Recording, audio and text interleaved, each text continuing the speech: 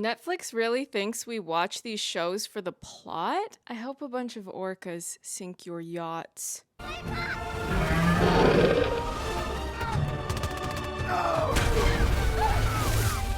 Hi, I'm LadyJenevia, and on my channel I like to talk about entertainment media. If this video is going up when I think it's going to go up, you should have already seen 2 of my Bridgerton Season 3 videos. I'm planning a few videos in advance, and you know, the way I'm planning to release them, you just make sure you subscribe. Buckle up, because I'm not finished talking yet. You saying I'm some kind of mental person? Hopefully you've caught up with my other Bridgerton videos, especially the most recent one I posted about the sidelining of Benedict Bridgerton, because I'm going to be referencing parts of that. Before we get into today's video, donation links for Palestine are in the description box, as well as the link for bail funds for university students, and make sure you stream Macklemore's song HIND'S HALL if you don't have the disposable income to donate directly, since all of that song's proceeds will be donated to the United Nations Relief and Works Agency for Palestine refugees in the Near East. I had the thought while watching my Season 3 press screeners that I didn't like the order of events. I didn't like that they were trying to turn this season into Colin Farrell's phone booth. Real talk, full honesty here. I was extremely stressed out in a bad way when I was watching my Season 3 press screeners for the first time, because they have piled so much baggage onto the Lady Whistledown storyline across these seasons that have led up to this point. What she did to Marina, what she did to Eloise, and to add insult to injury, they had Penelope dragging Colin in the Season 3 opening. Now don't get me wrong, I wanted to see Penelope drag Colin and snap back at him, but I wanted her to do it as herself, to his face. Maybe you can bully some of the chicks in this school, but this chick has been bullied by one Johnny Nagarelli for the last time. By the way, I've read book 4 now, and imagine my surprise when I found out that she does drag him to his face in the book. Where was that energy on the show? That's what I wanted to see. And they have Colin on the show saying these dramatic lines about how he doesn't like Lady Whistledown. He's holding a grudge against her on behalf of Marina and Eloise, and now probably himself a bit as well, since she ended up dragging his name into it in the show's premiere. I do not care what Lady Whistledown writes about me, but ruining Miss Thompson, I mean, Lady Crane, and then nearly ruining you last season, I will never forgive her. Mind you, the whole dynamic of Penelope as Lady Whistledown in the book has a very different energy, and I didn't know this until very recently, because the way that I do things is that I watch the show first, and then I read the book from which that season was adapted so that I can compare how the season sits with me on its own versus how it sits when you do have that source material as a point of comparison. Here's a book quote. "I thought of that," Penelope allowed, "but does she really want this sort of attention? Lady Whistledown has insulted quite a few people over the years. No one who means anything to me," Colin joked. Then, when it became obvious that his companions required an explanation, he added, "Haven't you all noticed that Lady Whistledown only insults the people who need insulting?"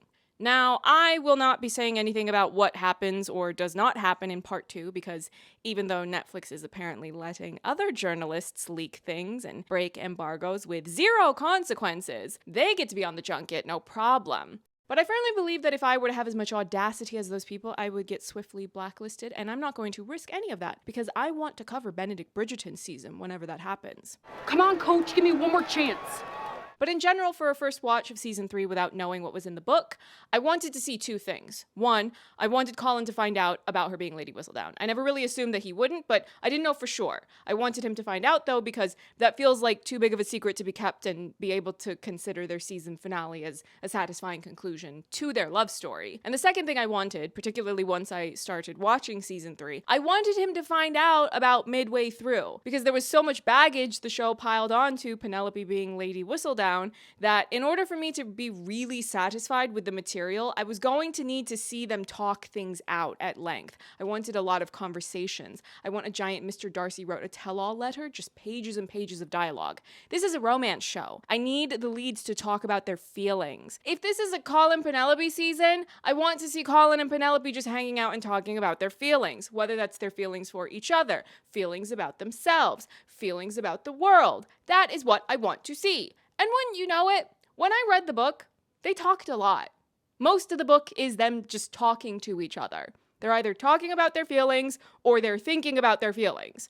Romance is about vibes. I want to be emotionally invested in these characters, and I want to be neck deep in their feelings. Now, I'm being slightly hyperbolic. Of course, you need a plot, but I just don't want you to overdramatize things at the expense of spending time emotionally connecting with the characters as they fall in love with each other. Pick a rom-com, any rom-com. Pick one that's your favorite. Pick one that's famous. Just think about how often you are simply hanging out with characters while they talk to each other. It's not a heist movie. It's not a whodunit. It's about people feeling things, and that's what draws us in. The plot is never really the first thing that you are latching onto. See? See what? We're flowing. We're talking about cheese. So what? Flow is flow. In the book, Colin finds out Penelope is Lady Whistledown about midway through. He finds out before the carriage scene, and as you've all just seen, part 1 ended with the carriage scene, but he still doesn't know. And I hate that idea of dragging that out. Now, if you watched my sidelining of Benedict Bridgerton video, you will have seen that I had on a guest, Josh Levy, a professional screenwriter. He and his co-writer have written a number of things together, including but not limited to the Inej episode of the Six of Crows show that Netflix greenlit, but they didn't greenlight it. They greenlit a writer's room, but the episodes, for some reason, never went into production. Hello, this is fraud. On a global scale. At the time of recording this video, I have filmed that Benedict video, but I have not edited it yet. But I'm pretty sure you will only be getting a condensed version of that conversation we had, because the full recorded conversation we had is a solid hour or so. So I'm going to be posting the longer version of that interview and conversation on my Patreon. Anyway, having that conversation started to jog a lot of memories, a lot of recollections of a number of things. I don't usually think about television production because I'm more so a film person at this point. I'm watching more films. I have a monthly movie pass. There are only so many hours in a day, so when you have to pick what you would like to prioritize, I happen to prioritize film. I don't actually watch as much television. You might be surprised to hear me say that, considering a lot of people are watching me specifically for coverage of Bridgerton, which is a television series, but that's one show. And it hasn't released a new season in 2 years. So I think a lot about film production, less so about television production nowadays. But talking with Josh was making me remember a lot of things that I've encountered over the years to do with television production, whether it's things that I've read in interviews, people doing tell-alls many years after a show has wrapped, because at that point they feel like it's safe enough for them to be able to be more honest about things. There are also things I've been told directly, whether it's on the record or off the record. Don't look at me, I don't know a thing. And just everything started to get my brain spinning. Now, in case you didn't watch my sidelining of Benedict video, I do want to make it clear that Josh does not write for Bridgerton. He has not seen season 3 at the time of doing that conversation. Maybe he has by the time this video gets published, but we recorded our conversation when only I had seen the episodes, because I was the one who had press screeners, and he would not be able to watch the show even if he wanted to, because it was not yet released to the public. So Josh would not have any idea what's going on with Bridgerton behind the scenes, but him sharing things about the mechanics, the logistics of production, of being in a writer's room, it was jogging my memories, and then I started speculating. And no one that I talk to on a regular basis is all that deep into the ongoings of Bridgerton. I don't think I've ever met anyone that works on the show, unless there's something I'm forgetting. So I'm just going to speculate on here, on my channel, and those of you who are more voracious about keeping up with every little detail to do with Netflix's Bridgerton, production, timelines, proof, receipts. Receipts, proof,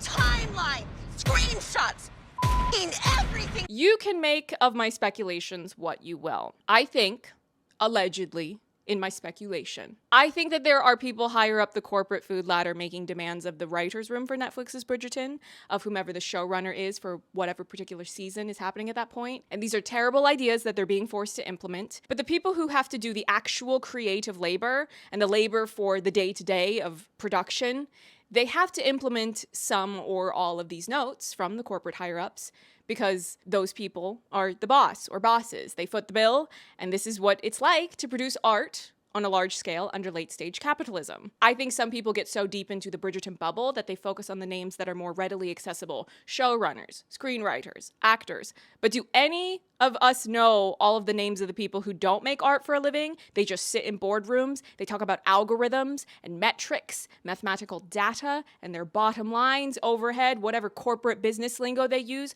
I feel like those people would see a show like Bridgerton be as successful as it was, and immediately jump in to start meddling. Think about how commonly known it is that the big IP franchises that get released in cinemas, those movies are severely meddled with, and everybody knows that. There are so many interviews of people that have talked about how their movies were interfered with, especially when those films were part of a big franchise or it was just simply a big budget film in general. Why wouldn't that be the same for television? And these corporate bigwigs, they can just go hide in their offices, their mansions, and their yachts. No, you said it. All I have is sarcasm and a gun. Yeah, that and a right hook. While the showrunners and screenwriters and actors have to find a way to justify decisions that might not have been their own decisions when they are asked about those decisions in interviews. So all the people who have to actually be creative for a living, they have to take all of the backlash. But the people who do the most meddling, allegedly in my speculation, we don't even know their names. Cunt. I know that there are stories that have come out about people who make things for direct-to-streaming release, and these people have said that they have been given the note, or the requirement, I guess, that they have to do something really big and over the top right at the beginning of the first episode, or the first few minutes, because they need the viewer to stay watching instead of immediately clicking off. Does it matter if a big action set piece isn't part of the authentic vision of the filmmaker that you hired to bring this story to life? No. As this applies to Bridgerton, though, I think, and I have no proof of this is purely my speculation, I think that the show creatives are being forced to make things more dramatic than they need to be. I think they're being forced to over-dramatize plot because corporate bigwigs have no comprehension of romance, other than the fact that the Regency fantasy romance show is getting big numbers on their platform. Just really think about this. Season 1 had a dramatic thing that really upset the audience. The marital R-word thing. But that was already in the book. Season 1, from what I can remember, since it's been a couple of years since I read the book, it followed a lot of the main beats of the book story. But for the most part, the drama was highly character-driven. It was drama coming from Simon's childhood trauma, and the big resolution was that they just needed to open up more, and Daphne needed to learn where babies come from. Our parents are having a baby, too.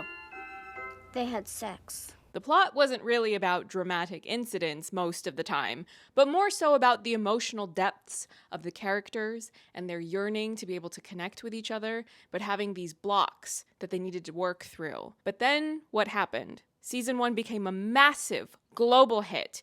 You know what happens when you get a hit? Too many cooks try to go into the kitchen. Think about Bring It On for a moment. That first film was mostly left to do what it set out to do because it was a small budget film, not a pre-existing IP, but then as soon as it blew up, the corporate bigwigs went, wait, let's make 50 sequels of this. So Bridgerton Season 1 blows up in the world. Everyone is screaming at Regé-Jean Page because they just cannot believe how handsome this man is. And then we get Season 2.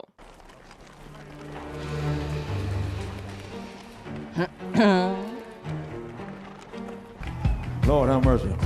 Now, of course, I don't resent there being more seasons because there was already a book series. Even if you don't get into however many other sequels or prequels or spin-offs there are in the books, I don't even know how many in total there are. If you just focus on the main Bridgerton series, you've got 8 Bridgertons to marry off, A through H. So potentially 8 seasons. So you work on Season 2 and what happens? They heavily rework Season 2 to be drastically different plot-wise from the book. And I know that a lot of us were aggravated by the fact that the Asian leads were sidelined when it was their turn to be the main characters. Now, I'm not South Asian, but I am Asian, so I will still take it personally. Asians, if we just all band together, we outnumber the rest of the world. Think about that. But let's take a moment to do a thought exercise. What if it wasn't just racism motivating these drastic changes in Season 2? What if, now that Bridgerton is a hit series, corporate decides they want to get involved? They come in with all their spreadsheets and algorithms or any other tech bro nonsense and start telling artists how to create art. Because when I look at how Season 2 had this seismic shift to make Antony and Edwina walk down the aisle. But worst of all, the fecking mind subplot. Isn't all of this just needless over-dramatization? What worked about Bridgerton Season 1? The fact that the drama came from mining the emotional layers of Simon and Daphne. Simon's childhood trauma from his father, and Daphne's emotional arc and turmoil over not knowing where babies come from. If you wanted to repeat that formula for Season 2, the way to do that would have been to mine the layers of Antony's trauma over losing his father and becoming the family patriarch, and Kate also having to deal with her parental loss in her backstory. We only needed to sit with them and let them talk about their feelings. And the absolute nerve of you people to cut that library scene short. It's really taken this long for me to actually cross that line of being angry to the degree that I think viewers wanted me to be. But let me do my analyses on my own time. I might get there, I might not. I need to work through all the moving pieces in my mind before I come to certain realizations, or I don't. Now for Colin and Penelope, the way that they explain Colin is that he feels like he doesn't have a purpose. It's very first world problems, but it's his arc. And actually, he and Penelope have a bit of a scuffle over this fact. He's trying to complain about his problems to her in the book, his feelings of being lost or whatever. And she very nicely points out to him that he has all the means to go after things. You're young, wealthy, and you're a man. Penelope's voice turned bitter, resentful. You can do anything you want. She stood, smoothing out her skirts in an awkward defensive gesture. Next time you want to complain about the trials and tribulations of universal adoration, try being an on-the-shelf spinster for a day. See how that feels, and then let me know what you want to complain about. And then, while Colin was still sprawled on the sofa, gaping at her as if she were some bizarre creature with 3 heads, 12 fingers, and a tail, she swept out of the room. It was, she thought as she descended the outer steps to Bruton Street, quite possibly the most splendid exit of her existence. It was really too bad then that the man she'd been leaving was the only one in whose company she'd ever wanted to remain. Colin felt like hell all day. It's actually really iconic because it addresses things that the show doesn't. How these people are absurdly privileged, this multi-generationally wealthy family, the Bridgertons, and that complaining about not feeling like you have a purpose is pretty tone deaf to people who have to fight an uphill battle against societal inequality. Well, your mother is so stupid, she exercises when she could just get like liposuction or something. Yeah. Penelope's family is not as affluent as the Bridgertons. She's considered to be an older woman, older by the Regency standards anyway, so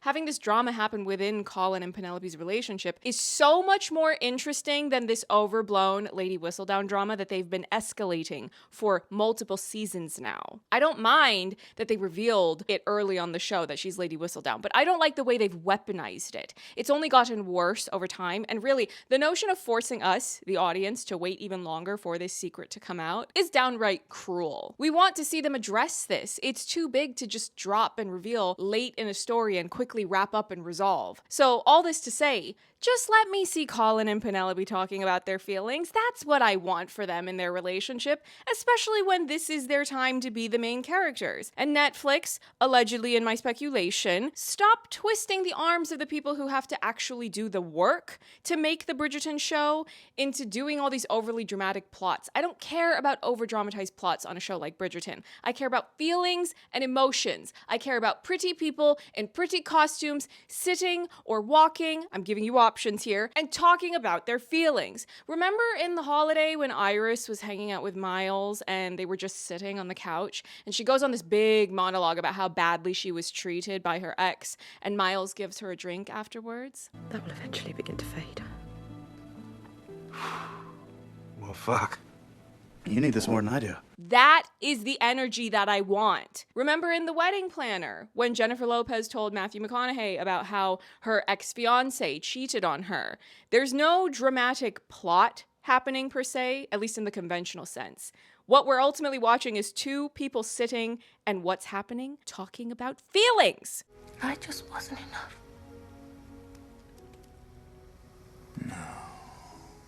I don't know how well I've made my points here, but hopefully you've been able to follow well enough. Thank you for watching. Subscribe because there's sort of a sequel that's not a sequel to this video talking about Cantony in season 3. That will probably be the next video that I will be publishing. As I told you, I've got a lot of videos that I'm prepping. It's just too difficult to put every opinion into one video. It's easier if I section off different talking points that are blaring at the highest volume in my brain and develop them into their own videos. Don't forget to like, comment, subscribe, as that helps me as a small channel to not be forsaken by the almighty algorithm. I will see you in the next video. Bye. Watching television shows doesn't create psycho killers. Canceling TV shows does.